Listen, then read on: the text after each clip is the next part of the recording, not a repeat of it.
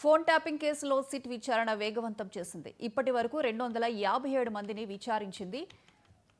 వారి వద్ద నుండి వాంగ్మూలాలను అధికారులు సేకరించారు.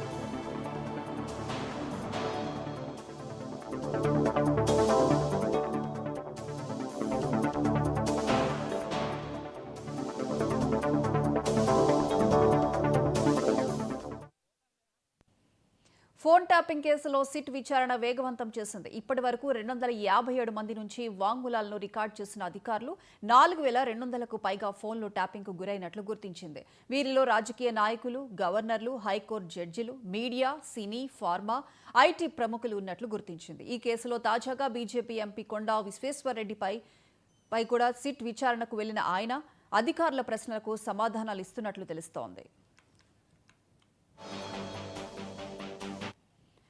ఇదే అంశానికి సంబంధించి మరిన్ని అప్డేట్స్ మా special correspondent Teja phone line అందిస్తారు. తేజ, మొత్తంగా ఫోన్ ట్యాపింగ్ కేసు వ్యవహారం అయితే రోజు రోజుకి కీలక మలుపులు చోటు చేసుకుంటుంది అన్నట్లుగానే చెప్పాలి. ఎందుకంటే విచారణ చేస్తున్న కొద్దీ చాలా విస్తుపోయేటువంటి నిజాలే బయటపడుతున్నాయి అన్నట్లుగానే చెప్పాలి. ఇదే నేపథ్యంలో అయితే మాత్రం సిట్ మరింత విచారణ వేగవంతం చేసింది అన్నట్లుగానే చెప్పాలి. ఇప్పటి వరకు 4200కు పైగా ఫోన్లు ట్యాప్ అయినట్లు గుర్తించినటువంటి సిట్ అధికారులు అయితే మాత్రం ఇప్పటికే 257 మంది వరకు ఉన్నటువంటి వారి వాంగ్మూలాలను అయితే మాత్రం సాక్షుల యొక్క వాంగ్మూలాలను కూడా రికార్డ్ చేసినటువంటి పరిస్థితి. అయితే దీంట్లో మాత్రం ఏ విధమైనటువంటి ఏ తరహా వ్యక్తులు అంటే ఇటు జడ్జీలు, మీడియా ప్రముఖులతో పాటు ఫార్మా, ఐటీ రంగ ప్రముఖులు ఉన్నారు. అదేవిధంగా సినీ ఇండస్ట్రీకి సంబంధించినటువంటి వారితో పాటు మరింత మంది చాలా మంది రియల్ ఎస్టేట్ కి సంబంధించిన వారి యొక్క ఫోన్లు కూడా ట్యాప్ అయినట్లుగా అదేవిధంగా మనం చూసాము. ఎందుకంటే వికారాబాద్, మేడ్చల్, మల్కాజ్గిరి జిల్లా కలెక్టర్లతో పాటు రంగారెడ్డి జిల్లా కలెక్టర్, జనగాం కలెక్టర్ ఫోన్లు కూడా ట్యాప్ అయినట్లుగా కూడా గుర్తించినట్లుగా కూడా చూసాం.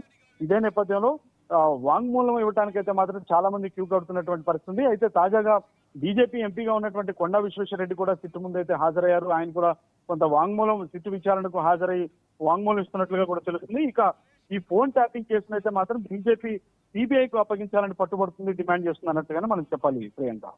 Right Teja, thank you.